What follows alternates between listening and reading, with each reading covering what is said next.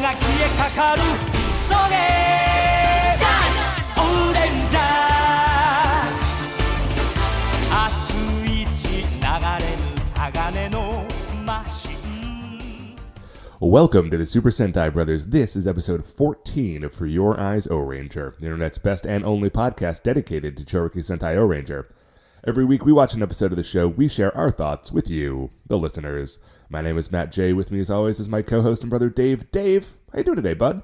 Not bad, man. Had a nice weekend. Nice. Happy President's Day to you. Yeah, I got the day off, which is nice. Me too. We are recording this at like 11:45 on a Monday morning. Yeah, which is weird. But hey, whatever works. Yeah, Thanks man, I'll take it. For being born, presidents. Yeah, sure. They were two of the good ones, right? Yeah, well, I know it used to be, there used to be two separate holidays for Washington and Lincoln's birthday, and I think they got sick of giving people that many days off of school, and so they just changed. No, it's the exact same amount of days when they brought in, when it was nationally determined that Martin Luther King deserved his own day, that's a day off, and now the presidents just got lumped together. So it's the exact same amount of days off. Oh, okay. Yeah, that works for me. Yeah, no, I'm down. It's cool. Right on. Anyway, that's our little holiday history for you. But that's not all we're talking about today. I'm sure that's what the people tune in for, Matt. No, Dave, they tune in to hear the Cleveland weather report. Today, it is pretty warm and kind of rainy. Yeah. Anyway, no, what they're actually tuning in for is to listen to us talk about the Chouriki Sentai Ohranger, and today we are talking about episode 14 of that show, Dave. It's called I Love Pinocchio. But before we get into that, as always, shining in the heavens, there are 5 stars. What is our first star of the week? So our first star of the week, Matt, is that the Olympics are on. We're actually into the second and I think final week of competition. They go a little over 2 weeks. Like, they start on a Friday night and they end at like on a Sunday night, I think. Oh, okay. But we are into the back half of the Olympics. America doing, like, not amazing. We're doing okay. Yes. The Winter Olympics aren't nearly as strong for us as the Summer Olympics. Well, that's because we're not Norway. And most of the Winter Olympics events are just like, they went to Norway sometime in the 1920s, looked around and said, yeah, all that stuff is sports. These are sports now. I was, because I saw in the thing in the opening program, and they said Norway holds the record for, like, most Olympic medals at the Winter Olympics. I was like, Norway? Really? And I started, so then every time there was an event that I didn't know about already, like I know a little bit about figure skating, but I don't know anything about ski jumping. Right. And so I started to look these events up. And yeah, the histories of them all begin with, this began in Norway. Yeah. And so it's just like, the Norwegians invented it and then went on to, like, romper stomper everybody else on the face of the planet at those things. Oh, dude, speaking of weird ski events, this doesn't exist anymore. But did you know that there used to be a Winter Olympics event called ski ballet? I did not. Do yourself a quick favor and Google that thing. Just check out a quick YouTube video. It's like it's like figure skating, but they're wearing skis. And they're sort of, like, pushing themselves around on a flat, snowy surface and, like, launching themselves off with their ski poles and doing flips. But then they're just sort of, like doing weird, like, walk-around bits because they're still wearing skis, which is not very elegant. Yeah. Dude, it's hilarious looking. So, speaking of old events, have you ever gone back and checked out really early figure skating? No, I have not. Like the 20s figure skating. I have not done that thing. Okay, it's incredible. Sorry, it's incredible because it's not incredible at all. It's literally like, because no one's ever done it before, and so it's just like, literally it's called figure skating because you skated out figures. Like, look at how perfect that figure 8 was. Gold medal. And then somebody figured out that you could, like, do a little jump and then a spin. That if you go back to, like, really early figure skating, I mean, I still couldn't do it because I can barely skate.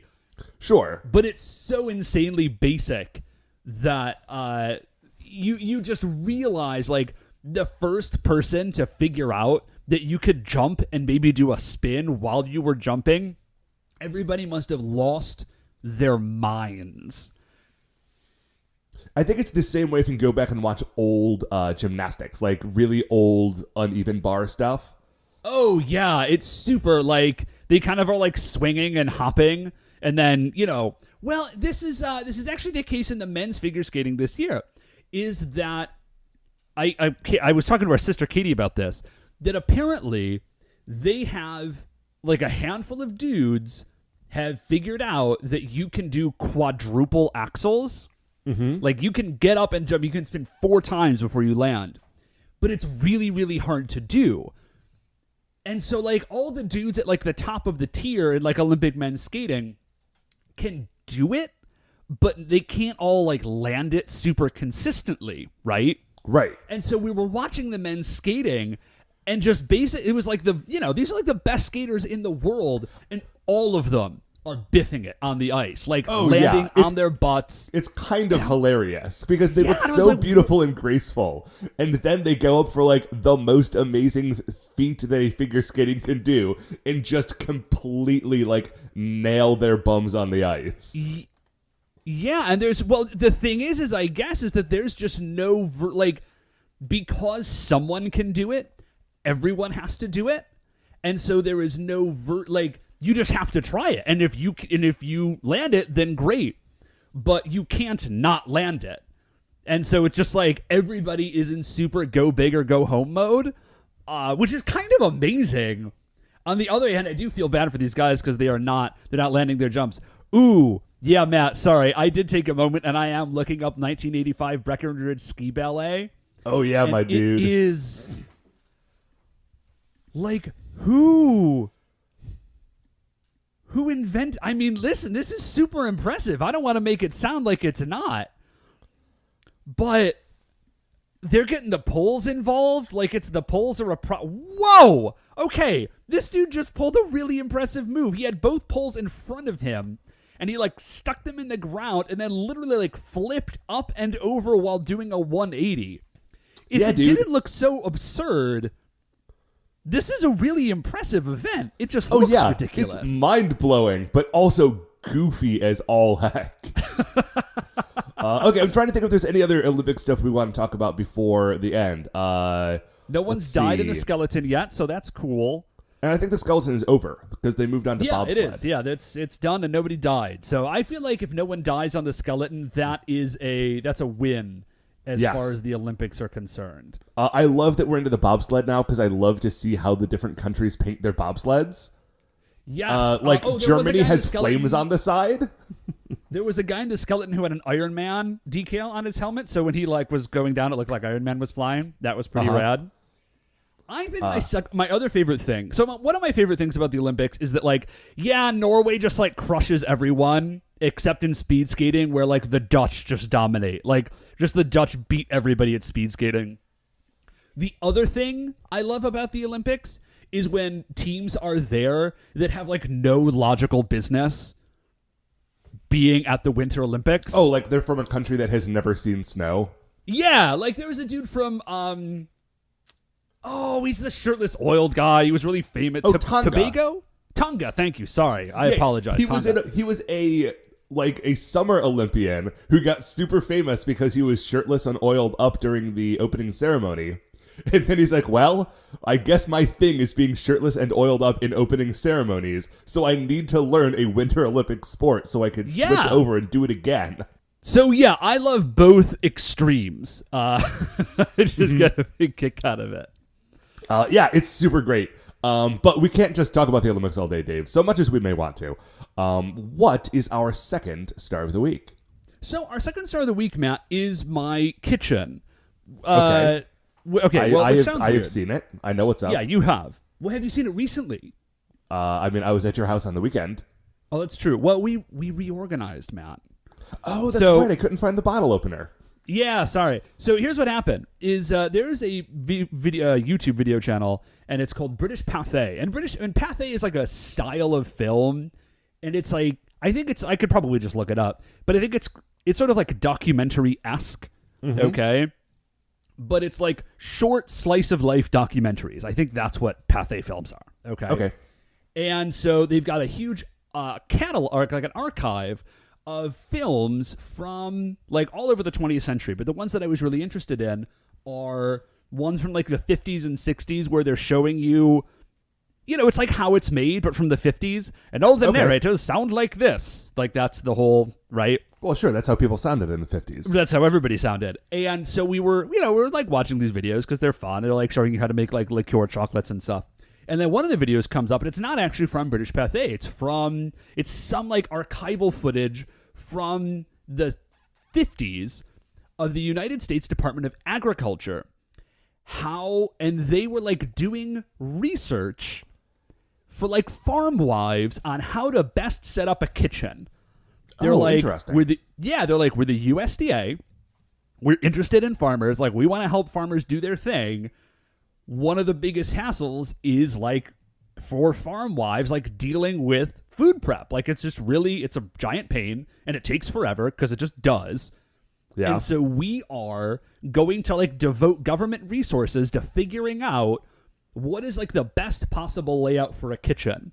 And so they showed them going through and they're like, the preparatory station for all of your bread making should be 36 inches wide because like 30 inches isn't enough. And like 42 inches is great, but it's kind of more than you need. Okay. So like the best midpoint for like space versus efficiency is like 36 inches.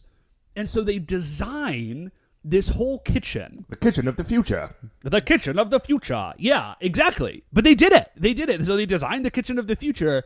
It's not actually a kitchen of the future because it's not like making use of like weird technology. They're like, in the year 2000, everything will be done by robots. It's like, listen, like you've got a counter and you need to have like a place to store potatoes and onions and a garbage can and like a stove and everything, right?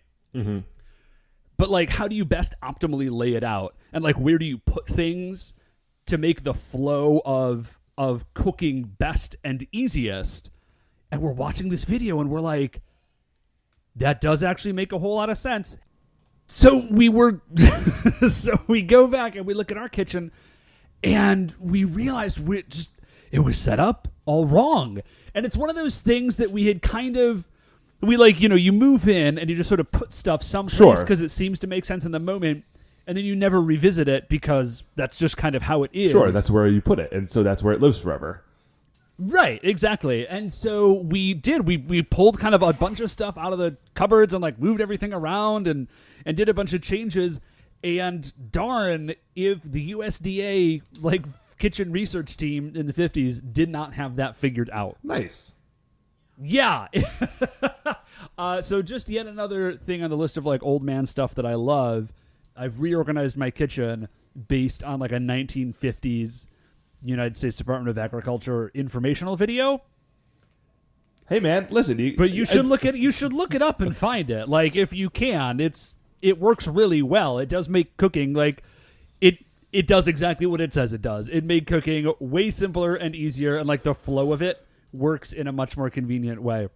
So I don't know, reorganize your kitchen, crush the kitchen. Yeah, just do it better. I don't know. So Matt, what is our third star of the week? Third star of the week, Dave, is the other day I went to go see at a local movie theater a midnight showing of Flash Gordon. So Matt, who's the main character of that? Oh, that would be Flash. Yeah, Gordon. Okay, good. Yes, thank you. Yeah. Right. God, that song is so good. It's very good. The whole soundtrack to that movie is amazing. That movie is amazing. Dave, when was the last time you saw Flash Gordon? I gotta be honest, Matt. It's been a really long time. I actually don't think I've ever sat down and watched that movie like start to finish. Mm-hmm. Like I've seen the whole thing, but it's always like, I saw like the first half on TV and then I had to like go somewhere and then I saw the second half later. Yeah. No, I hear you. I feel like it's definitely the I've sort listened of to the movie theme song a whole bunch of times that. though. Have you ever seen Barbarella? The Jane Fonda movie? Yeah, like ages ago. Okay. And the reason I'm bringing this up is sort of a comparison for anyone who hasn't seen Flash but has seen Barbarella. I don't know what sort of Venn diagram that looks like. I'm just trying to give people as much information as I can. I feel like the middle section of that Venn diagram is really large. Yeah. Anyway, so Flash Gordon is an amazing movie. It is... But it's more like a performance art piece than it is a work of cinema in a lot of ways. Yes, I remember that. Yeah, it almost looks like a very involved stage production. Yeah, like it's a lot more... Like the important things about the Flash Gordon movie are the soundtrack, the costumes, like the places that people go in the set pieces. Like the story of Flash Gordon barely makes any sense, but like you're there for all of the other stuff, right? And all that other stuff is amazing. Everybody in that movie is great. Brian Blessed rules in that movie. Didn't the dude who star in that movie basically never do anything else ever? I would believe it. Like, he's not a good actor. He was a great Flash Gordon, but that's not really a skill that transfers to a lot of other roles. Yeah, that's a pretty specific thing you've got going on there. Oh, Matt, as a brief aside, did you know at one point there was a Marvel comic series? It was like 2 for 1. It was always The Thing and someone else. Yeah, Marvel 2 and there was an issue of it where The Thing teams up with Doc Savage. Really? They went a little too far, in my opinion, on the Man of Bronze thing. Like, his skin tone is genuinely sort of unsettling. But yeah, The Thing does team up with Doc Savage at one point. It's rad. That is cool. I did not know about that issue. Dave? Yes. Are you just listening to the Flash Gordon theme song right now? Yeah. No. Yes. Okay. I am. Sorry. It's so good. It's very good. Okay. Here's the thing about going. Okay. I'll turn it off. Let me turn it off. Here's the thing about going to see a midnight showing of Flash Gordon is that the movie starts at midnight and it ends at 2 a.m. And so at some point, if you are awake for 93% of this movie and you fall asleep sometime during the last 10 minutes and wake up like right at the end when everyone is like saying Hail Flash, having slept through 5 minutes of this movie makes the preceding 2 hours seem like a nonsense dream. And I legitimately was like, I don't know where this movie ended and the dream began. Because the whole movie, if you sort of stop and try to describe it, all sounds like a weird dream. And so, like, I really had to focus on, like, okay, what was the last thing I know I remember seeing? Anyway, Flash Gordon rules. Another weird thing about seeing it at 2 a.m. is I got a lift to and from the theater because I didn't want to, like... Yeah, that's definitely a good idea. I just didn't want to be driving around at 2 a.m. But the thing is that, like, that when I called the lift, the guy pulled up from around the corner. I got in his car, and I looked at him, and he was the same guy who had sold me popcorn, like, 2 hours beforehand. He was just, like, waiting around for people to want rides home. No, like, he was just happened to be heading home. But, like, oh, yeah, if you leave a movie theater at 2 a.m., probably your Lyft driver works at that movie theater. It was a very weird moment. Because it didn't feel like I was getting a lift. It felt like the guy from the theater was just special concierge service just dropping me off theater. after the showing. Anyway, but it was tons of fun. I like doing that sort of thing when I have the opportunity, and I did, and so did it. Dave, what is our 4th Star of the Week? So our 4th Star of the Week, Matt, is this. Beth and I got a chance to go see Black Panther. Yes. Which we're not going to talk about right now, but all the hype about it is 100% deserved. It's incredible. Nice. I have not yet seen it because I was spending my movie time watching Flash Gordon instead. Well, it'll Matt, I got a prediction. It's going to be in the theaters for like a while. Okay. You'll probably be okay. Yeah, we were actually able to go see it because producer Mark so kindly, he came out because the babies are foster kids. You have to go through like a lot of paperwork to be able to babysit. Yes. Because they're not actually like our kids. And because producer Mark had lived with us for a while, he's already done the paperwork. And so he very kindly was just like, you know what, why don't I come out? You guys can get a break. It was amazing. So thank you, Mark. I feel like I haven't said thank you enough times. Thank you so much. Publicly, thank you. Anyways, so on our way out to the theater, well, I'm not actually going to talk about Black Panther, just to clear that up. Okay. This star is not Black Panther. The star is 3 things that I saw on my way to Black Panther. Okay. The first one, because we went out to the city of Willoughby, which is by us, and as we were driving out, there was a sign for a business, and the name of this business was just I Heart Pie. Okay. That's just all that was on the sign. I mean, that's reasonable. I also heart pie. Yeah. I know, me too. It was just a heart. It didn't say heart. It just, the sign was I Heart Icon Pie. That was it. All right. Which, I kind of don't even... yeah, that makes sense. Are you a bakery and you only serve pie? Because that seems super niche. No, Dave. But anyways. Dave. That would be I make pie. This is I heart pie. They are not a pie delivery service. They are a pie receiving service. I really hope this dude has set up a storefront and you show him. He's like, so... What do you got for me? What do you got? The second one is we were driving by a car wash place, and the sign for the car wash place just said, Wakanda seems nice. All right. I mean, hey, I'm not going to argue. I just say, can't argue with that. And here is this is the best part. So there is a chain of local fried chicken places. Uh-huh. And, well, it's a chain. Anyways. And it's called Mr. Chicken in Cleveland. So if you're from the area, Mr. Chicken. I don't think I've ever eaten at a Mr. Chicken. I haven't, actually. I imagine it's got to be good. They've been in business forever. And they're good enough that people eat there instead of KFC, I guess. So yeah, man. I think it's got to be pretty good. Although, you're right, I haven't ever eaten there. And we were driving by the Mr. Chicken, and the sign just said, this is all about signs, and the sign just said, and I want to make it so clear that I am quoting this. Okay. And the sign just said, "We got fish." Well, that's confusing. Well, I mean, I think... Okay, it's I have not to confusing. imagine they're it's 3 words. alerting They make you sense. that they also, obviously they have chicken. That's what's on the sign. They just wanted you to know that also they got fish. Hey, man, it's Lent season. It's the got that kills me.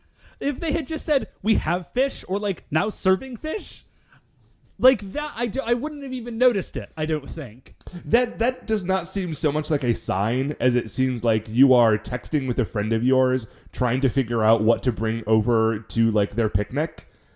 Hey man, So what do you already have? We got fish. It just it was just so casual. I almost stopped just to look at. I didn't. I was in the middle of the road. We got fish. All right, man. So what's the 5th star of the week, man? They got fish. Okay, What's Dave, your star? The 5th star of the week. The 5th star of the week is not information that I have to deliver, Dave. It is information that I am seeking. I know that many of the people who listen to this podcast know things about the Power Rangers franchise in ways much more deep than I do, right? Yeah. Can someone please tell me what is going on with the Power Rangers right now? Because I have been reading all sorts of crazy reports, and I can't get any solid information. I think I just don't know the right places to look. So I know that Bandai is no longer making the Power Rangers toys, but Hasbro is now. But also maybe Hasbro is just buying the Power Rangers, and also Hasbro is making a new season of the new season of Power Rangers after the current one isn't going to be going forward to a more recent Sentai. It is going to be going backwards to adapt Go Busters, which is a show from 5 or 6 years ago, I think, that was never turned into a Power Rangers season, which is crazy because Go Busters is in many ways, or at least in a few ways, Super Sentai's tribute to Power Rangers. When they transform in Go Busters, they say it's morphin' time. What? Yeah, so I've never seen Go Busters. I don't know what's happening with Power Rangers. I don't know who owns them anymore, and I kind of don't know Like, are they going to be just diving back into the old unused seasons? Are they going to be making a season out of that year when the Super Sentai was all about trains and imagination? Dude, I don't know. Dude, Hasbro, I've been saying this for years, and it only gets more and more true as time goes by. Hasbro just owns fun. Oh, yeah, dude. Hasbro owns all of the fun things you like. Yeah.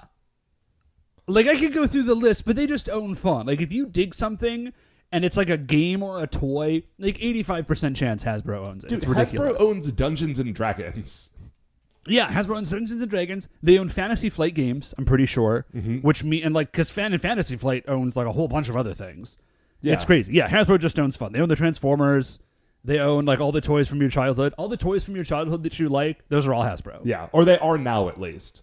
Right, yeah, they maybe weren't originally, but they 100% are now. Anyway, so please, someone just tell me what's happening with the Power Rangers, because I need to know, and it's all so confusing.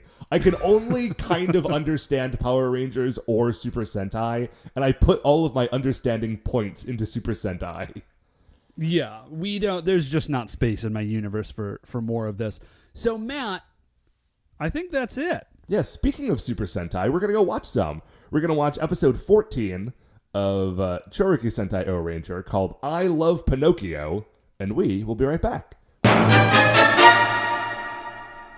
Okay, so this episode, as aforementioned, is called I Love Pinocchio, and Pinocchio, Dave, what were you expecting out of this episode? Man, I don't really know. Listen, here's the deal with Super Sentai titles. Either they reveal the entire plot of the episode, or they're so like weird and obtuse that like you're better off ignoring them. Yeah. So here's impossible to know until you get into it which one you've got. So what I expected was there would be a robot named Pinocchio. That's as far as I got, and I was correct on that. Well, you crushed it. Yeah. So we start off in a ramen soup restaurant. Yes. And Shohei has brought Yuji here because they have some great, I think it's a cashew special. You know, I didn't catch it, but it's like some particular ramen. And that like Yuji's never been here, and Shohei's like, I'm addicted to this stuff. He's like, if I don't eat this every 3 days, I kind of can't function. Which, first of all, is a weird relationship to have with ramen. Hey man, I get it. He's like, this is the best ramen in Tokyo. Like, you don't even know how incredible this ramen is.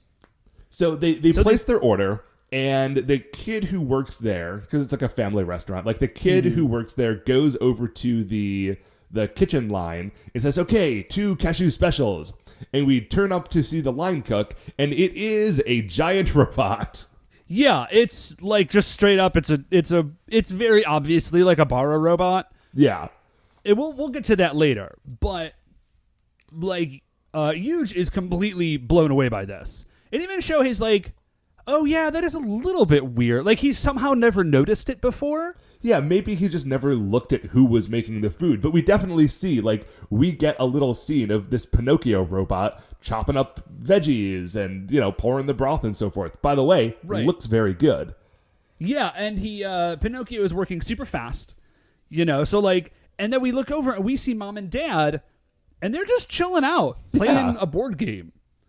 They have purchased this, like, cook robot, and now it does all of the work for them. Yeah, so they're just kind of hanging out. And Yuji is very sort of shocked by this. We cut the next scene to the headquarters, where Yuji has gotten a videotape that is a recording of a commercial from the 21st century cyber industries. Where it's an infomercial about these robots. Right, because when they... Like, Shohei is a little bit like, that's weird, but this ramen, though. Yuji's like, no, this is very, very strange. And so we're back at base, and he plays this video. And the thing of the video is basically like, listen, whatever you need, like cradle to grave, Pinocchio robots are there for you. Need a babysitter? Right. We got it. Need a pitcher for your baseball team? We got it. You need a cook? Any position. Got it. Are you an old person? Any position on the team, Matt. Yeah, there's like a helper one for old people. There's a school teacher one for school-age kids. Weirdly, they all have like giant wind-up things. Yes, wind-up keys in their back. Which is dumb because we see later in the episode that they have batteries. Yeah, I think it's like an aesthetic thing, which is seems like an inconvenient thing to throw on their backs, but whatever. And it would make sense if Pinocchio was traditionally a wind-up doll, but he is not. Yeah. Okay. So the Rangers are looking at this and they're like, well, okay, this is very obviously a paranoia plot. Right. Like clearly. That much is completely obvious. Oh, by the way, there's there's also a pet Pinocchio, which is basically like a little, like a baby doll sort of thing. Yes. And it is a very, well, we'll see in a little bit. It looks kind of like what if Prince Bulldon't looked less horrible. If he looked less like a dog? Yeah. Yeah. Have we mentioned that? Prince Bulldon't has like the face of a bulldog. For reasons that are... You know, I genuinely never put that together. Yeah. Are you serious? Yeah. You didn't know... He has a bulldog face in his prince... Anyways. So I don't know if we've ever mentioned that, but yeah, he's got a bulldog face for reasons, and I just want to be completely clear, are never touched on. Nobody ever references the fact that he has a bulldog face. Neither of his parents have animal faces. He's just a bulldog-faced boy. For no reason. Just let that sink in for a second. Yeah, I'm looking at a picture of it now, and I had never seen it before, and now I see it, and now I can never unsee it. So thank you, Dave. Yeah, it makes you hate him more, doesn't it? Thank you for ruining a character I already hate. Yep, he's the worst. So, the Rangers are looking at it. Like I said, the Rangers are looking at this. Like, well, this is obviously a paranoia plot. And the chief says, yeah, you guys, like, he almost seems a little bit surprised that they're this transparent. Yeah. And he's like, you guys just go check this out. Whatever, just shut it down. Like, this is obviously paranoia. So they go to the, like, factory where these things are being made. And they're kind of like taking them apart and studying them. Like, well, there's no weapons in any of these things. Their AI seems way too advanced, though. And they turn to the kindly old robot maker, who is a weird character in this episode that I have a lot of questions about. Uh-huh. You're going to keep having them because they're never resolved. Yeah, we never see this guy again, but he is apparently the dude who designed these robots.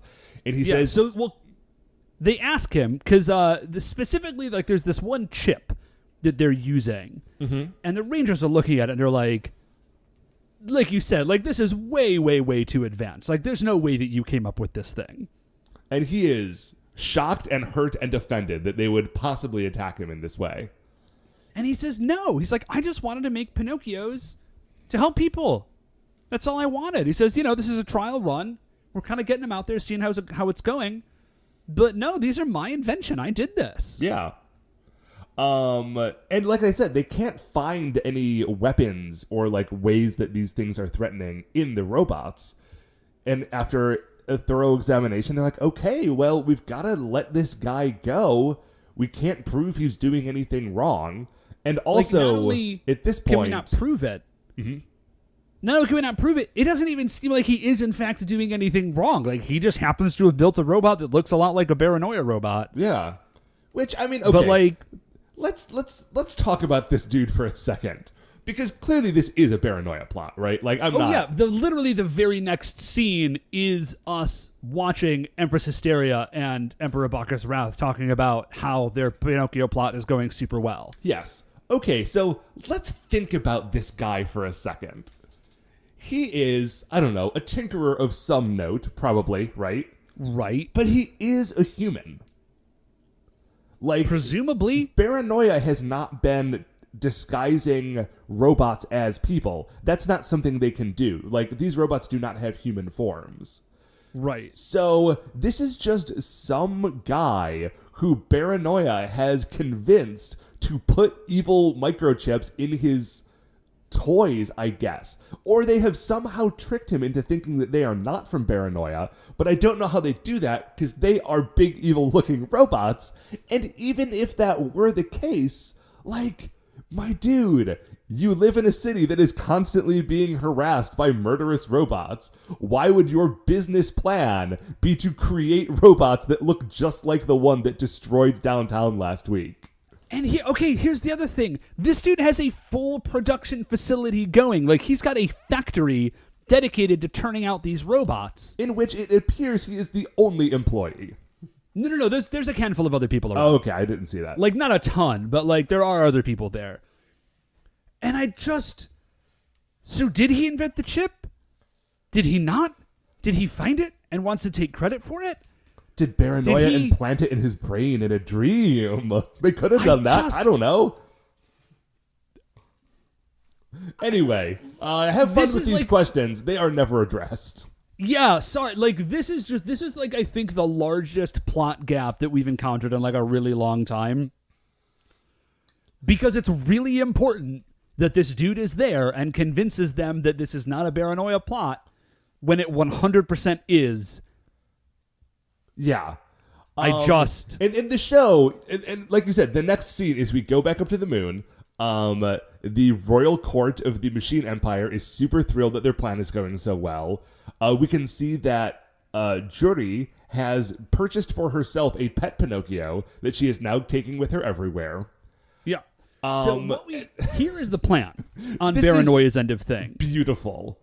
And first of all, I just want to say, I think that Paranoia Empire is actually going to end up really, at the end of the year, is going to end up really high on the list of overall bad guys because their plans rule. Because they've realized really early on that they cannot take the Rangers in a straight up fight. That like Orowe was just too powerful.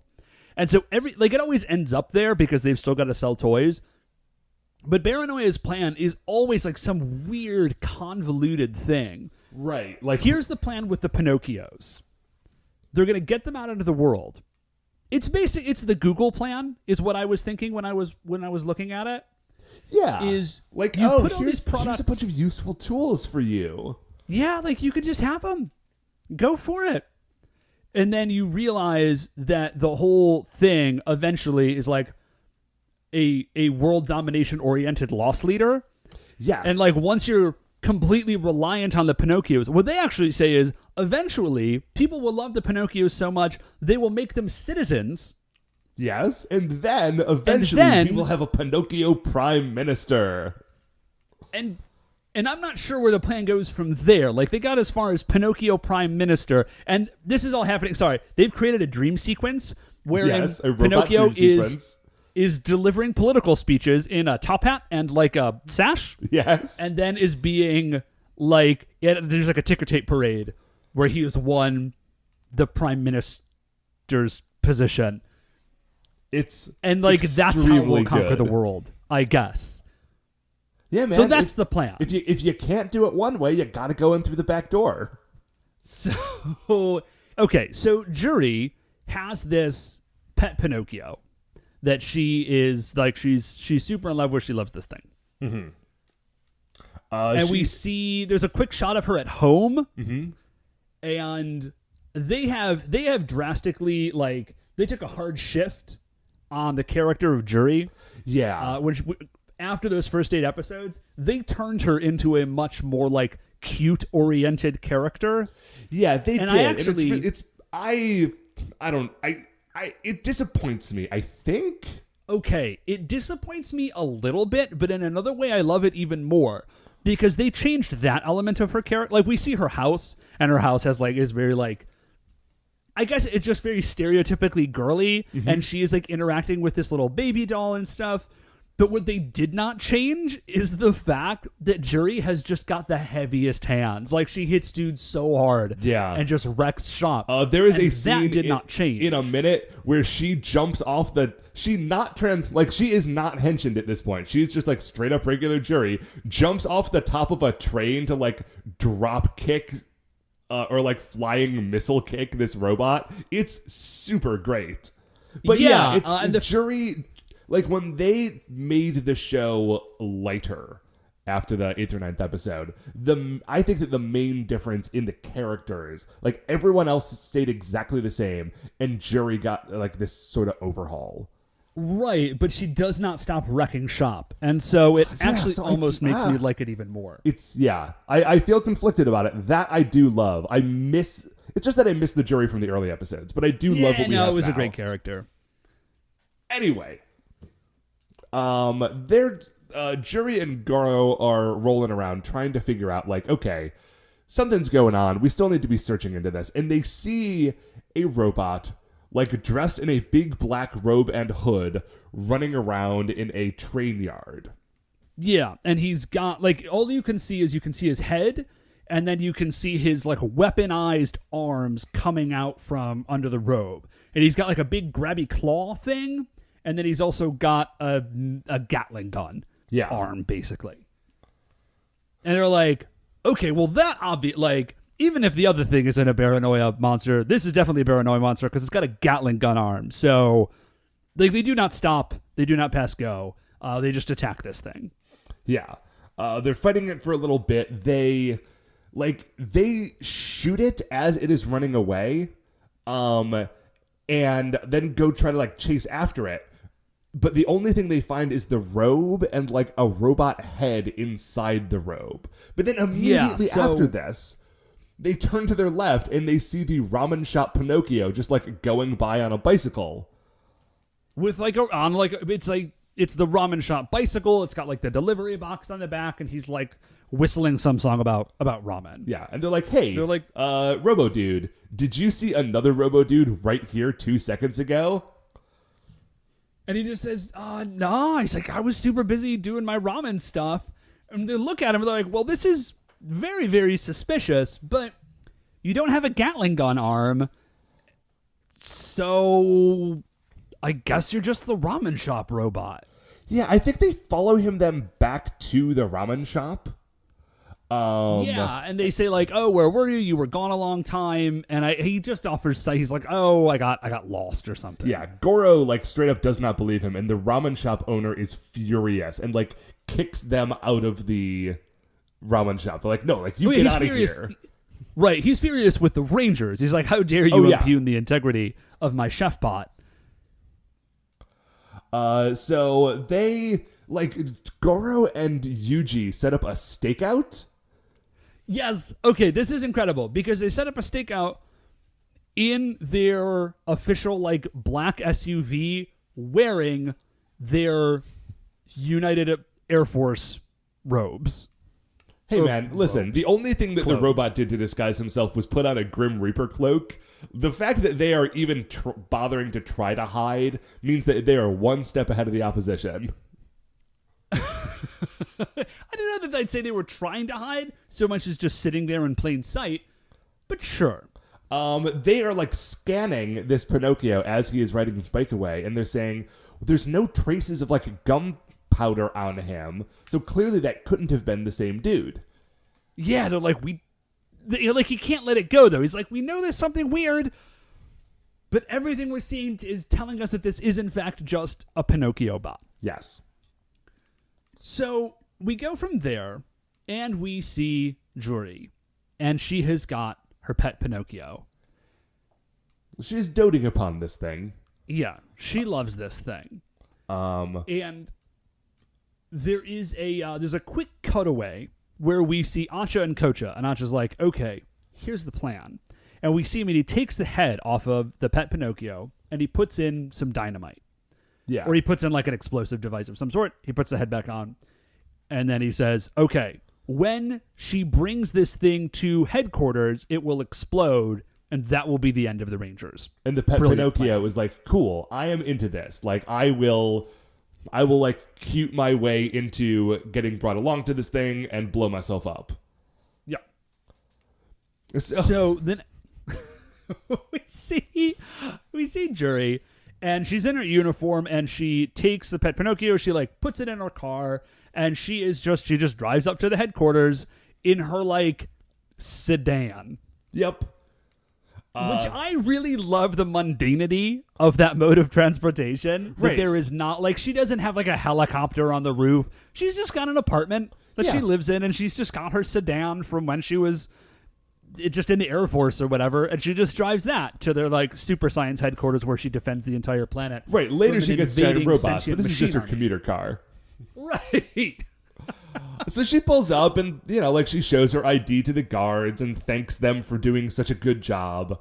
And Goro is inside the HQ and he's looking at the monitors and there's a camera trained on the front gate and he sees Juri arriving with the pet Pinocchio. Now, at this point, every time they have tried to prove that the Pinocchios are evil, they have failed. Like, they have no evidence that there is anything wrong with the Pinocchios.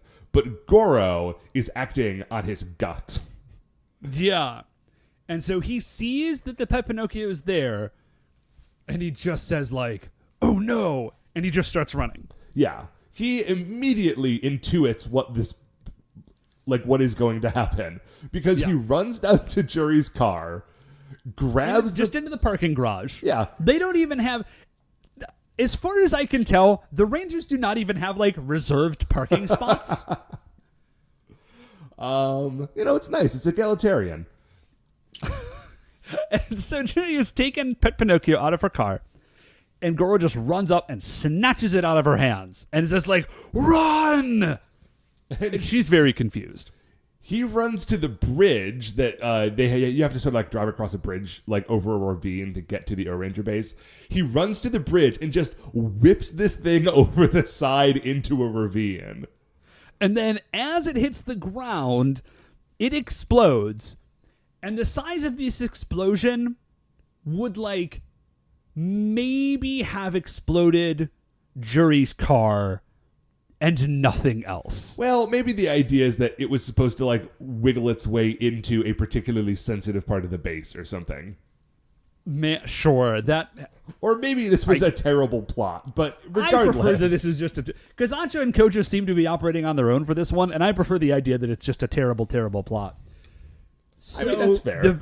So the very next scene that we see is Yuji. Like, we get a screen full of Yuji, and he's just saying, "You idiot!"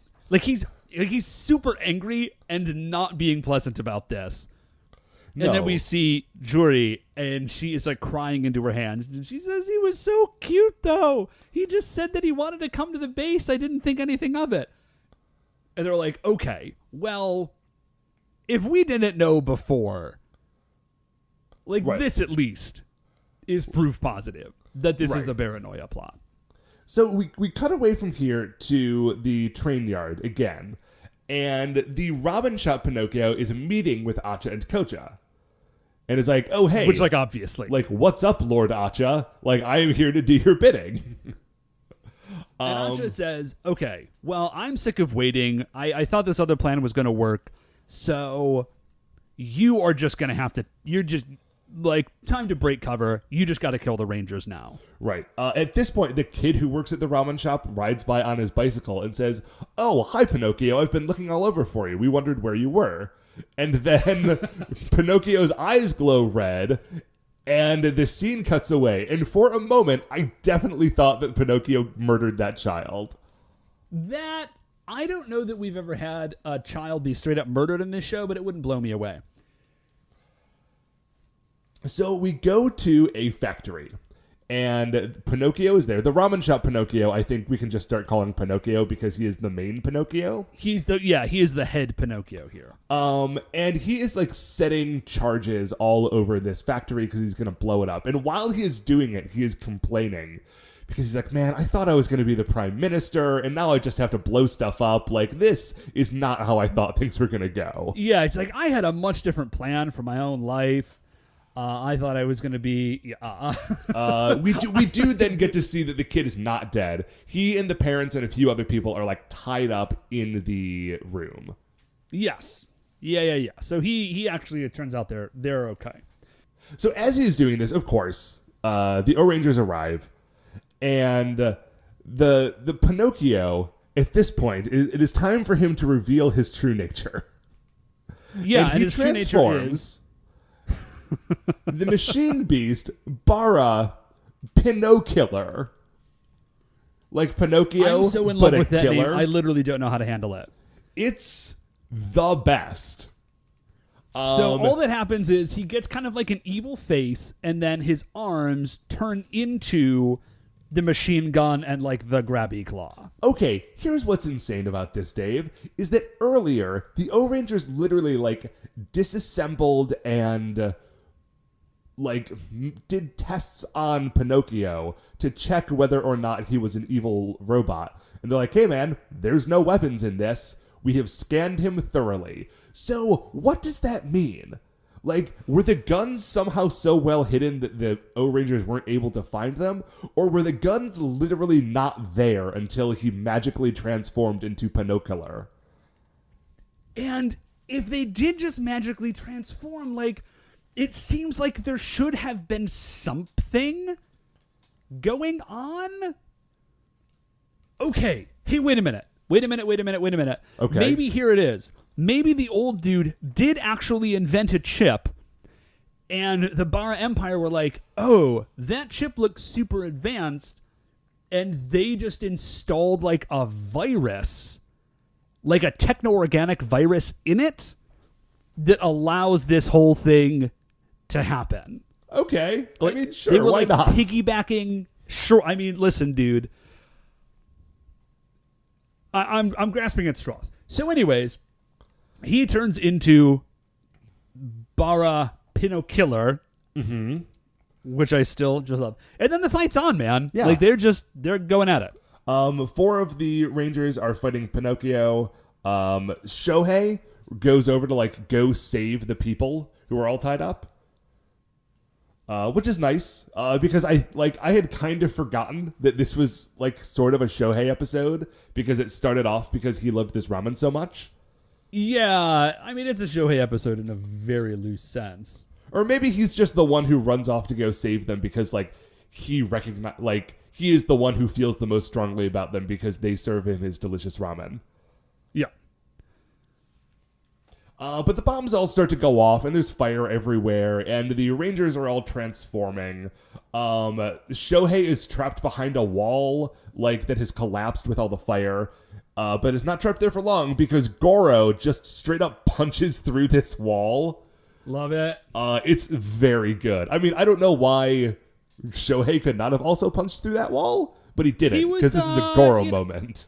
Right. I don't know, man. He's, like, worried about the people or something. So they all get out of this factory right before it collapses. They pose in an extremely dramatic fashion and say their name.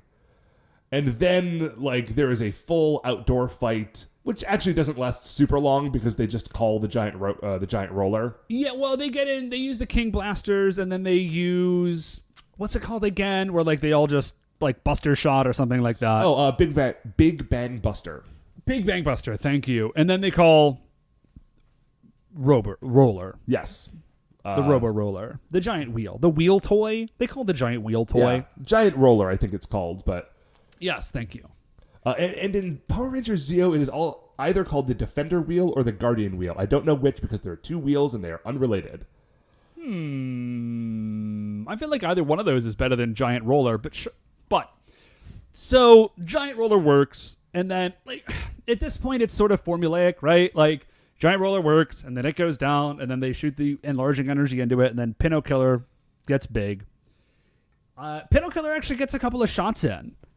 And one thing I will say about the giant fight is that I feel like they're doing a fairly good job of slowly ramping up the power level of the giant robots. Mm-hmm. So when O-Robo first showed up, it was zero contest. Like, he showed up and he did Final Crash, and, like, that was it. Game over. As the episodes have been progressing, the giant robot, the Bara Empire robots, have been getting in, like, incrementally more licks as the show goes on. So, like, Bara Pinocchio gets a few shots in, and for, like, just a second, it looks like O-Robo might have a little bit of trouble, and then he kind of rallies, and then that's it. Well, he does the Moa Cannons, and then Taurus Rush, and then Crown Final Crash. Not the Moa Cannons, the Vulcan Cannons. Vulcan Cannons. And the only reason I am bothering to correct you is that what I like about it is that since they're able to swap these heads around, what's cool is that this episode focused sort of on Juri and Shohei a little bit more, right? Mm-hmm. And so Juri and Shohei are the two who got to like use their special heads to fight this thing. It's just a little bit to sort of like have that through line go all the way through the episode. So and then it's Crown Final Crash, and then that's the end of Baro Pinocchio. There is one thing I want to say about killing Baro Pinocchio, which is right before they kill him, they definitely do chop his nose off. That's a good moment. And it is only in that moment that I remembered, like, oh yeah, Pinocchio sometimes has a long nose. That's a big thing about Pinocchio that was never in this episode. So that's the end of Baro Pinocchio. The Baranoia evil plot is stopped. And the last scene is Shohei has brought all the Rangers back to this favorite ramen shop. Yes. And he's like, all right, guys. And Shohei has an apron on. Like, he is working as one of the waiters. Yeah, he's super excited. And he says, guys, you guys don't even know how good this ramen is. So they all sit down, and Shohei is sitting across from Juri. And Juri takes a bite, and she says, this is terrible. And Juri's like, what? And he takes a bite. He's like, oh, it's so bad. And he looks over and he just sees the ramen chef like smiling and waving. Which I love. So like the only reason this place was any good was because an evil robot was making their soup. I really like the idea that he had never eaten the actual guy's ramen. It was only ever Pinocchio, and that's what he loved. And now this place is garbage. Yes. Man, I love episodes where one of the Rangers gets super into a particular like noodle place. They don't happen all the time, but when they do, they are very good. You know, I think there's at least one per season, if I'm recalling correctly. I know there's definitely one in Time Ranger. In Time Ranger, there is an episode where, because in Time Ranger, all the monsters are like criminals from the future. Like monster criminals from the future. And this criminal was a arsonist, but he was also a food critic. And so like he would go to restaurants, and if their food did not meet up to his exacting standards, he would burn it down.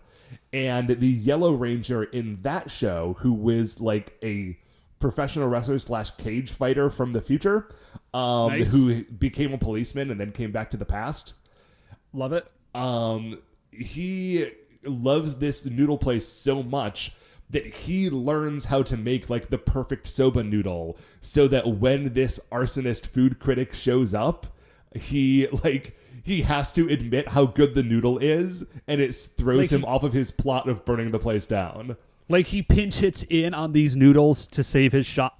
Awesome. Yes. Time Ranger. Time Ranger is very good, guys.